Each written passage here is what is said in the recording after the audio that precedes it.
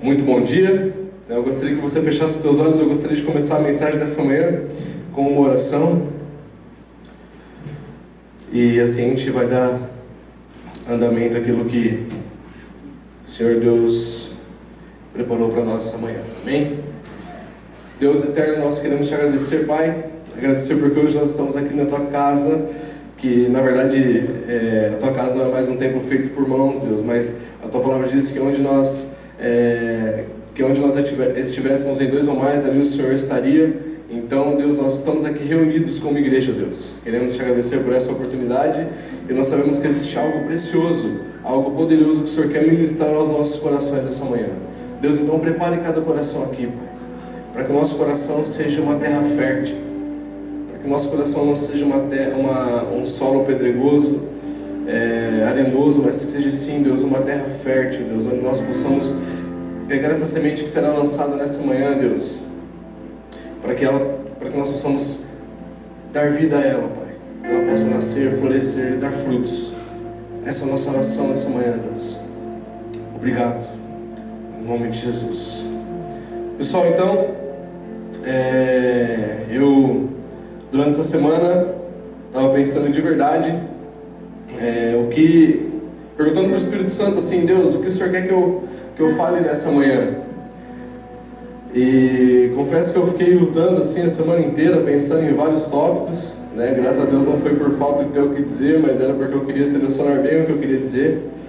E a nossa cabeça, ela fica a todo tempo mentalizando coisas que possa ser, né, um pão, né, um alimento sólido para cada um de nós aqui. Então eu cheguei numa conclusão de um texto muito bacana que eu gosto muito de ler e que eu gosto muito também quando eu ouço alguém dizer a respeito, e eu tenho certeza que vai ser algo poderoso para cada um de nós. O nosso maior desafio hoje na Igreja do Cinema é subir aqui e não encher linguiça. Eu não vou ficar aqui falando balela para vocês 20 minutos, para depois os últimos 5 eu vou ficar dar um grauzinho na pregação. Não, cara. Aqui o nosso objetivo são 30 minutos de puro alimento sólido para cada um de vocês. Então, a cada dia que a gente sobe aqui para pregar, para trazer uma pregação, uma palavra, é algo desafiador, mas sabemos também que é algo que gera crescimento, que gera desenvolvimento, que gera amadurecimento no quesito reino de Deus. Então, o convite é para que você de fato desfrute agora. Começa a colocar o teu coração em paz, a tua alma em paz, o teu espírito. Começa a desfrutar dessa sessão, começa a aguçar os teus ouvidos para o que Deus tem para dizer para você nessa manhã. Davi pregou anteriormente, também deu uma palavra sobre a gente saber, né, aquilo que a gente é. E quando nós sabemos o que nós somos, isso gera um impacto muito grande para a minha vida e para a vida de quem vive comigo. Quando eu sei quem eu sou, eu passo a ser abençoado, eu começo a desfrutar de um relacionamento precioso, um relacionamento verdadeiro com Deus, e o meu próximo começa a ver algo novo. Ele começa a enxergar alguns frutos dessa consciência de quem na verdade eu sou agora em Cristo. Então, a gente cai um pouco de paraquedas, né? Porque, poxa, eu tenho que chegar aqui, agora meus pais me têm como filho, eu já nasço pecador, eu já nasço no pecado original, mas eu nem pedi para nascer, né? Eu não bati na porta do meu pai e falei: pai, eu quero que você me tenha. Né? Na verdade, você nem sabe como que você venceu a corrida dos espermatozoides para chegar no ovário ou no útero. Agora vocês me ajudem aí, gente. No óvulo, nenhum dos dois, tá vendo? Que beleza. Ainda bem que eu não sou biólogo, né? Pô, é biólogo, não estuda o corpo? Claro que estuda, pô. Aí vocês estão me queimando demais, olha. Junto eu e minha esposa não dá meio da ciência. O engraçado é que a realidade é que a gente não sabe nem como a gente chegou lá no óvulo. E então, na verdade, eu quero dizer para vocês que ninguém aqui pediu para nascer. Você não pediu para estar aqui. A gente nem sabia que existia esse mundo. Então a gente começa a analisar e pensar: poxa, então por que será que eu nasci, né? Na maioria dos casos, os pais têm um filho por conta de um relacionamento, né? Talvez ele comece a se sentir sozinho em casa. Eu com a minha esposa, a gente já tem quase 4 anos de casado, né? 3 e pouquinho aí já, né? Ou vai fazer 3? Não. E a gente começa a sentir que está faltando alguma coisa na nossa vida, no nosso relacionamento. E aí você começa a pensar, poxa, eu preciso ter filhos. Mas o objetivo de um pai não é ter um filho para ele ser servo em alguma área da casa, em alguma área da vida. Qual pai que teve filho porque o filho precisa lavar a louça? Eu preciso ter um filho porque eu não estou dando conta de lavar o quintal. Eu preciso ter um filho para ele me ajudar a lavar. Eu preciso ter um filho porque eu preciso de dinheiro em casa e quando ele crescer, fizer 18 anos, ele vai começar a trabalhar e vai me ajudar em casa. Que pai que tem filho assim, com essa consciência? Nenhum. Aí talvez você pode estar se perguntando, né? Em alguns casos, assim, meu irmão mais novo foi um caso desse. Meu irmão mais novo não foi planejado, né? Aí você fala, poxa, Robin, mas eu nem conheço meu pai, cara. Me aconteceu num lance aí. Eu não posso falar que eu fui fruto de amor. Mas seu pai terreno não tem relevância nenhuma quando nós comparamos ao Pai Celestial. Relevância que eu falo nas guardadas proporções, tá, pessoal?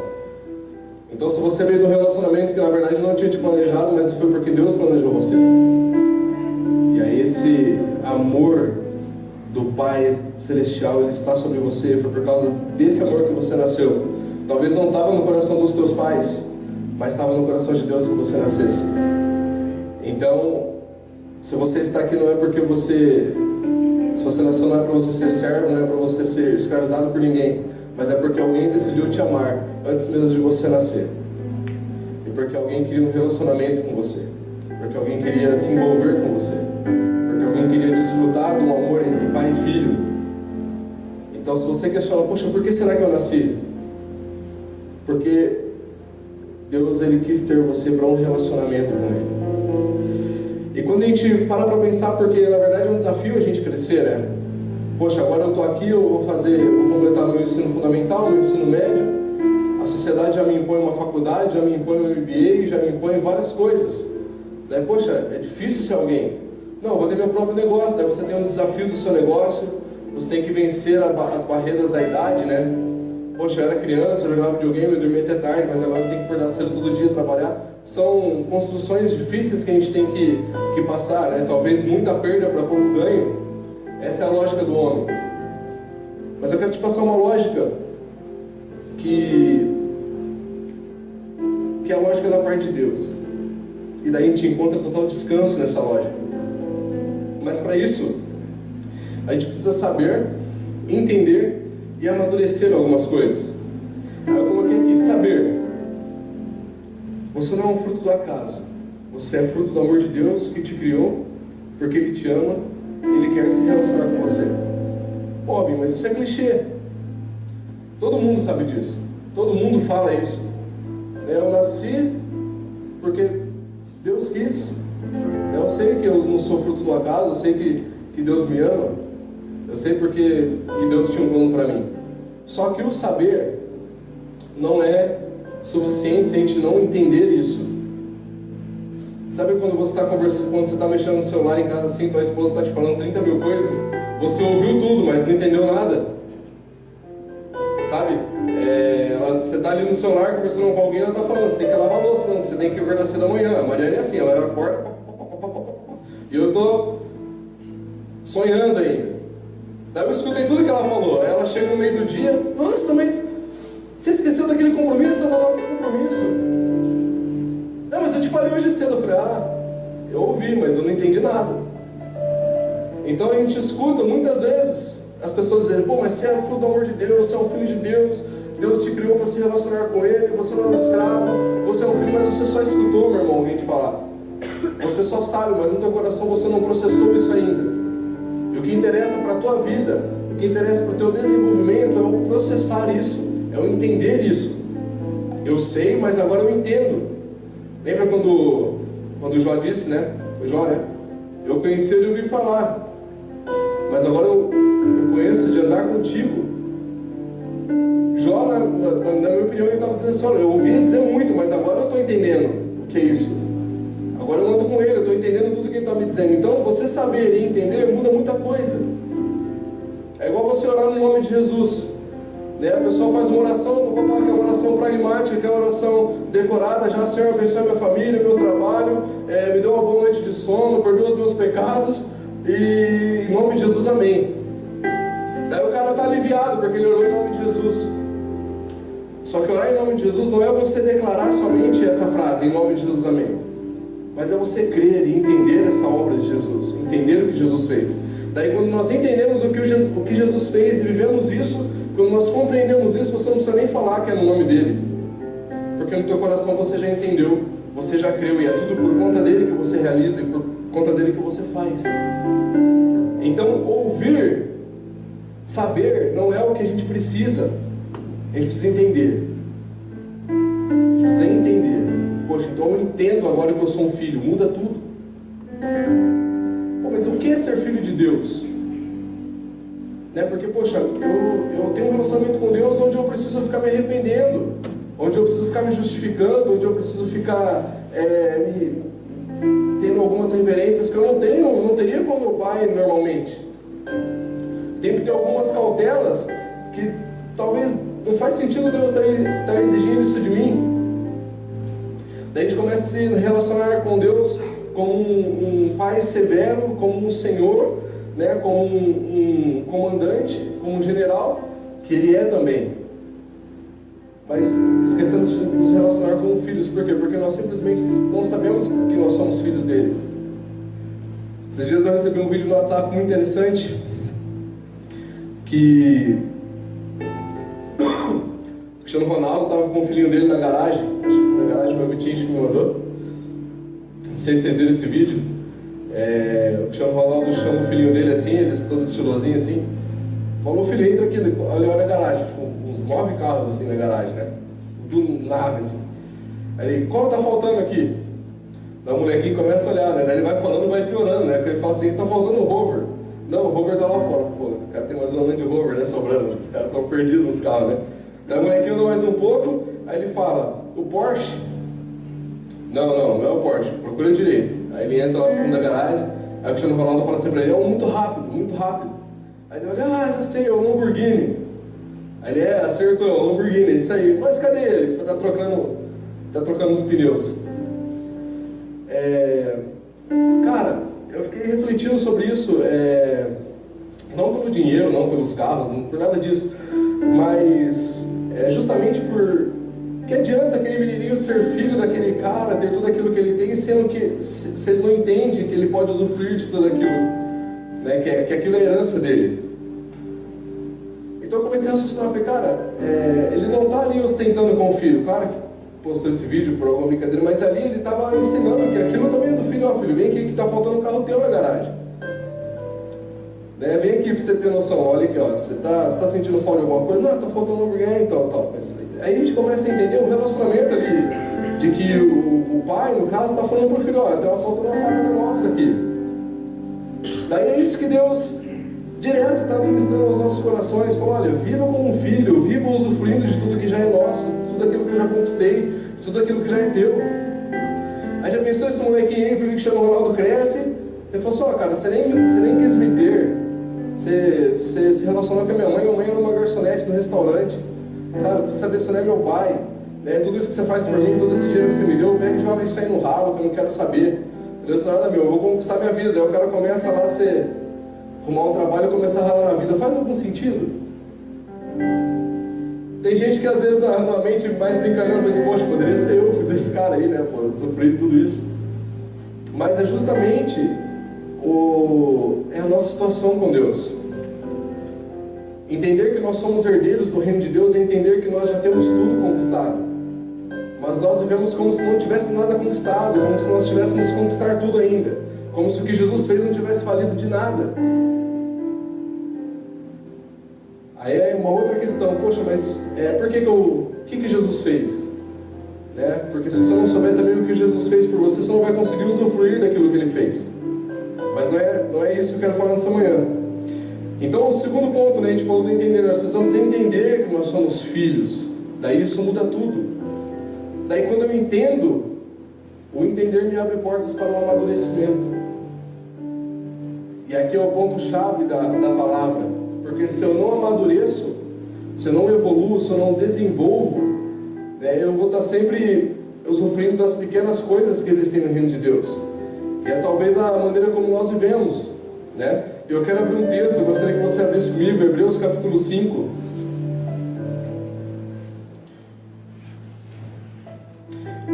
Se alguém quiser ler um livro da hora na Bíblia, leia Hebreus. Muito bom. Hebreus capítulo 5, versículo 11.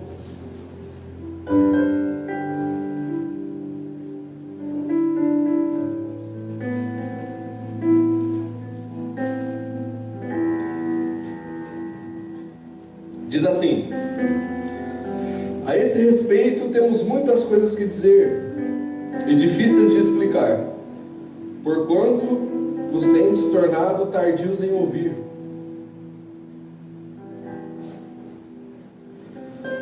Aí ele segue: pois com efeito, quando devíeis ser mestres, atendendo ao tempo decorrido, tendes novamente necessidade de que alguém vos ensine de novo quais são os princípios elementares dos oráculos de Deus. Assim, vos tornastes como necessitados de leite e não de alimento sólido.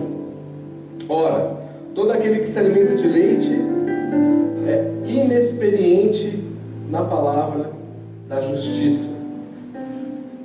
E aqui a justiça no original significa estado daquele, condição aceitável para Deus. Tá? Essa palavra da justiça significa estado aceitável diante de Deus, no caso aqui, tá? No grego.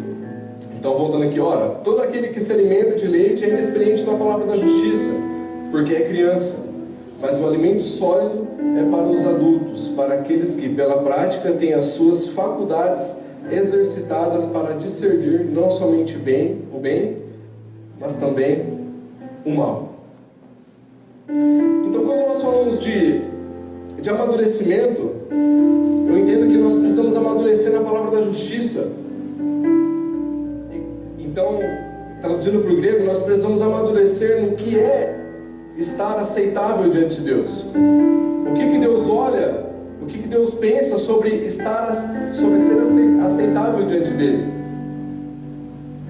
Porque quando nós somos imaturos, nós pensamos coisas de criança. Sabe quando a criança tem a Bíblia aqui, ó, pequenininha? Eu tenho meu sobrinho também. Daí ele quer te chamar a atenção, fica te chamando, às vezes agarra na perna e chora porque você vai embora, e todo aquele escarcéu, sabe, como se quisesse te chamar a atenção. Só, cara, eu sou tio, e eu sei que aquela criança não precisa me chamar a atenção, porque eu amo ela a ponto de dar toda a atenção que ela precisa. E eu não sou nem o pai. Daí vamos pegar o pai da criança. Cara, o filho não precisa ficar chamando a atenção daquele pai para que aquele pai dê amor, para que aquele pai dê atenção. Aí pensa que esse pai que é mau sabe dar boas coisas ao teu filho. Imagina o nosso Pai Celestial, que é pleno no amor, que é o próprio amor. Quantas coisas boas Ele não sabe fazer por nós. Só que nós, quando imaturos, começamos a fazer coisas de quem não entende o que é um relacionamento sério com Deus. Daí a gente começa a mendigar algumas coisas que, poxa, ele já fala, meu, você está nessa ainda. Você precisa aprender alguns princípios. Daí a gente fica falando sempre sobre princípios, sobre a base, sobre o leitinho espiritual, sobre o princípio do Evangelho, porque a gente não consegue falar o profundo, porque vocês são imaturos naquilo que é ser aceitável diante de Deus. Se tem uma coisa que me irrita é quando eu vou conversar com um amigo meu, eu quero falar de Deus para ele, eu quero falar algo bom para ele, eu quero falar de quem ele é, e ele fala assim, cara, mas que isso, Deus não quer nem saber de mim, cara. Os pecados que eu cometo aqui, ó, Deus nem olha para mim mais, faz tempo, eu já nem oro mais. Imaturo na justiça, porque não sabe o que Deus pensa dele, porque não sabe o que Deus já fez dele, ele não sabe o que é estar aceitável para Deus. Daí toda vez que nós sofremos nessa falta de amadurecimento na justiça, que é o favor que Deus fez por nós, nós perecemos e deixamos de usufruir de um relacionamento pleno com Deus, né? De pai e filho mesmo. Então eu quero concluir de uma maneira, eu quero que você abra comigo lá em Marcos, capítulo 8, versículo 27.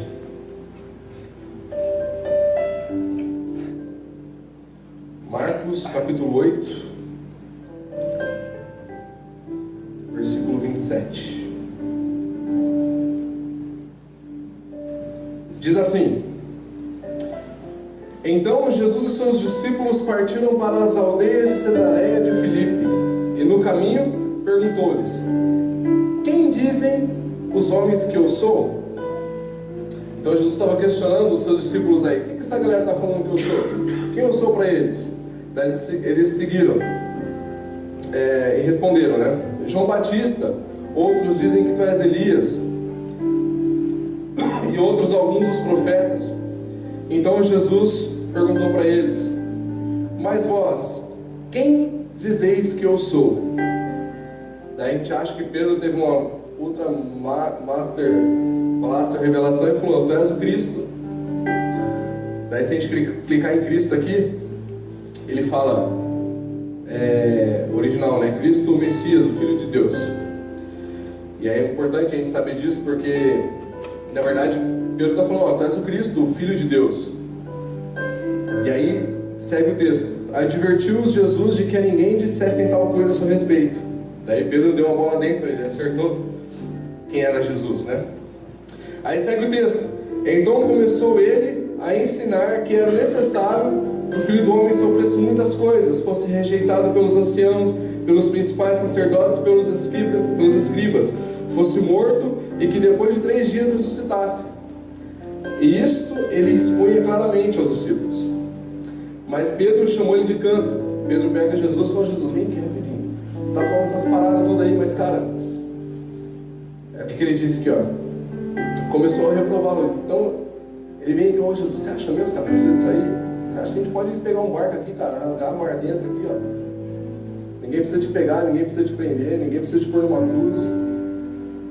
O mesmo cara que entendeu que era Jesus, o Filho de Deus, não entendeu nada.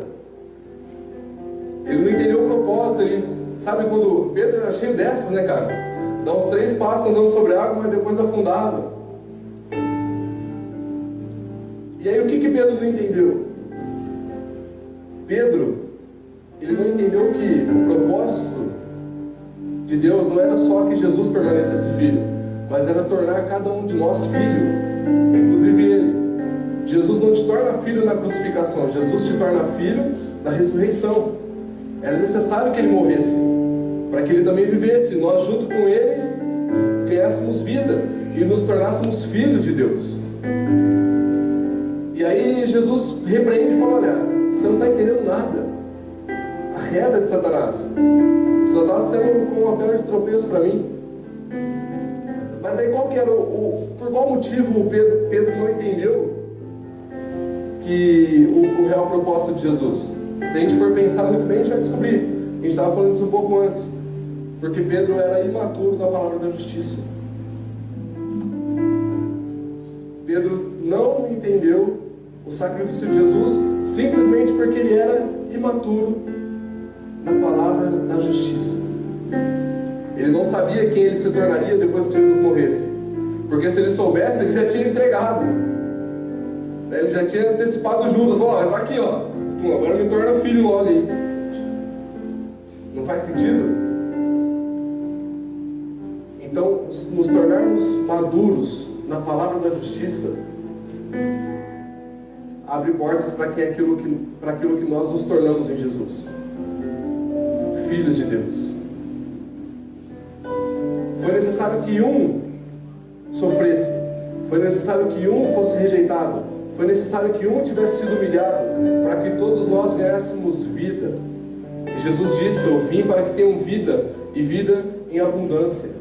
Meu irmão, você não foi colocado nesse mundo para sofrer, porque pai nenhum coloca o filho para sofrer nesse mundo. Em qual momento que o filho sofre? Alguém sabe dizer aqui? Em qual momento o filho passa a sofrer nas mãos do pai? Quando ele não entende o pai. Se a gente for analisar a história do filho pródigo, o que aconteceu? Falou: beleza, eu tenho tudo aqui, tudo é meu, tudo é legal, eu tenho dinheiro, eu tenho comida, eu tenho casa, mas me dá minha parte, que eu vou tocar meu barco aqui sozinho. E aí, foi o pai que deu bolotas de porco para ele comer? Foi o pai que pôs ele na rua? Não. Ele foi com as suas próprias pernas. E Romanos 2 relata muito bem isso. Que Deus os entregou a sua justiça própria. Deus lavou as mãos. Quando eles começaram a ter um relacionamento conturbado. Quando eles começaram a viajar no que eles eram. Deixaram de olhar para Deus e começaram a analisar aquilo que eles poderiam fazer. E aí Deus não pôde fazer nada. O que Deus fez? Olha, eu lavo as minhas mãos. O dia que vocês decidirem entender, o dia que vocês quiserem um relacionamento comigo, uma vida da qual eu ofereço, eu estou aqui. E foi o que o pai do filho pródigo fez. Olha, essas portas aqui são tuas, né? Eu estou te dando a minha herança, maior é graça, porque o filho não tinha mais direito. Se o pai deu aquilo que era dele, o filho não tinha mais nada, certo? Olha, aqui está a tua parte, né? Então você vai embora. Ele gastou tudo que ele tinha, porque quis andar com as próprias pernas. Daí ele volta para casa e o pai recebe como se ele não tivesse dado nada, como se tudo fosse dele tudo de novo. Meu irmão, o filho só perece quando ele é imaturo na palavra da justiça. Você é um filho de Deus. Existe uma justiça, e essa justiça foi perfeita. No livro de Hebreus fala, ali, se você for ler um pouco antes, fala que o sacrifício de Jesus foi suficiente para remir o pecado de todo homem, para nos tornar filhos de Deus. E aí um ponto muito importante. Você não precisa abrir, eu só quero ler aqui só para a gente poder, prometo que concluir. Em Romanos 8, diz assim: Assim, pois, irmãos, somos devedores, não a carne, como se constrangidos a viver segundo a carne. Porque se viver segundo a carne, caminhais para a morte, mas pelo Espírito mortificardes os feitos do corpo, certamente vivereis. Pois todos os que são guiados pelo Espírito de Deus são filhos de Deus. Porque não recebestes o espírito de escravidão para viverdes, outra vez atemorizados, mas recebestes o espírito de adoção, baseados no qual clamamos, Abba, Pai. O próprio Espírito testifica com o nosso espírito que somos filhos de Deus. Ora, se somos filhos, somos também herdeiros, herdeiros de Deus, co-herdeiros com Cristo. Se com Ele sofremos, também com Ele seremos glorificados. Irmão, é indiscutível o assunto de que nós somos filhos de Deus. Não tem nenhum argumento para alguém falar: olha, você é uma criatura. Não, meu irmão, você é filho de Deus. Você é filho, você é amado. Jesus tornou tudo isso possível para nós. Então, não vivamos atemorizados por isso.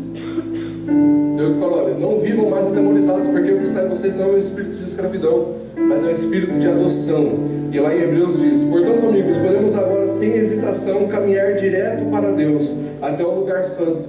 Jesus preparou o caminho pelo sangue de seu sacrifício e atua como nosso sacerdote diante de Deus. A cortina dá acesso à presença de Deus, que dá acesso à presença de Deus ao seu corpo. Então avante, cheios de fé, confiantes de que estamos apresentáveis para Ele. Vamos nos agarrar às promessas que nos fazem prosseguir. Ele sempre mantém a sua palavra. Você está falando: cara, sabendo agora que nós somos apresentáveis diante de Deus, bora usufruir disso. Sabendo agora que não existe mais pecado que me constrange mais diante de Deus, sabendo agora que não existe pecado mais que me separa de Deus, vamos avançar nisso. Vamos avançar nesse relacionamento, desfrutar dessa vida de pai para filho, uma vida próxima de Deus, uma vida onde eu não tenho mais medo de Deus, onde eu não me escondo mais, onde eu posso ser quem eu sou, onde eu posso escutar a voz de Deus, onde eu posso ter uma vida íntima com Deus. Eu quero que você saia dessa manhã sabendo de uma coisa. Se você sair daqui entendendo isso, para mim já está ótimo. Não há nada que possa separar mais você do amor de Deus. Nada. Você é um filho amado, precioso. E E aí a gente vai ter tempo bastante para conversar sobre herança, sobre tudo aquilo que você tem direito, sobre aquilo que você é agora. Mas o recado dessa manhã era, cara, você é um filho de Deus. E ser um filho de Deus não é pouca coisa, né? Ele é dono do mundo. Se o teu pai é dono do mundo, significa que você também é dono desse mundo. Meu irmão, já parou para pensar nisso? Você é um rei, você é um sacerdote, você governa, você exerce autoridade. Você é um exemplo de integridade, você é um exemplo de reino. Se nós não vivenciamos aquilo que nós nos tornamos em Cristo, as pessoas nunca vão enxergar isso. A palavra de Deus fala que o mundo aguarda ansiosamente a manifestação dos filhos de Deus. Só que no dia que nós não entendermos que nós somos filhos de Deus, essa manifestação nunca vai acontecer. Ela nunca irá acontecer. Então, cara, saiba que você é um filho. E agora, sabendo que você é aceitável e apresentável diante de Deus, manifeste isso. Manifeste essa vida de filho de Deus, para que as pessoas possam ver em você a possibilidade de uma vida. Você é governo, você é reino. Você tem uma palavra de vida para as pessoas. Você tem uma palavra de vida para um casamento destruído. Você tem uma palavra de cura para alguém que está doente. Você tem uma palavra de empoderamento para aquele que está fraquejado, para aquele que está cansado. Existe vida dentro de você porque você é um filho de Deus, porque você é dono do mundo, porque você é herdeiro deste mundo. Reine e governe sobre essa terra. Amém? Glória a Deus. Vamos orar? Senhor Deus, nós queremos te dar graças, Pai. Agradecer porque hoje nós sabemos que nós somos teus filhos. Nós não queremos ser imaturos na palavra da justiça, porque se nós não formos maduros nessa palavra, Deus, nós nunca avançaremos, nós nunca amadureceremos, Deus. Então, Pai, nós pedimos para que o Senhor conduza o nosso entendimento, não somente no saber, Deus, mas no entender, para que nós possamos usufruir dessa vida, uma vida de governo, de uma vida de sacerdócio, Pai. Naquele momento, o Senhor perguntou àqueles discípulos, quem diz que eu sou? E Pedro teve a revelação. E hoje o Senhor olha para cada um que está aqui, e o Senhor pergunta, quem vocês são? Meu irmão, hoje Jesus está perguntando para cada um de nós aqui, e as pessoas do mundo estão perguntando para cada um de nós aqui, quem são vocês? Quem é você, meu irmão? Daí a resposta está na ponta da tua língua. Você é um filho de Deus, herdeiro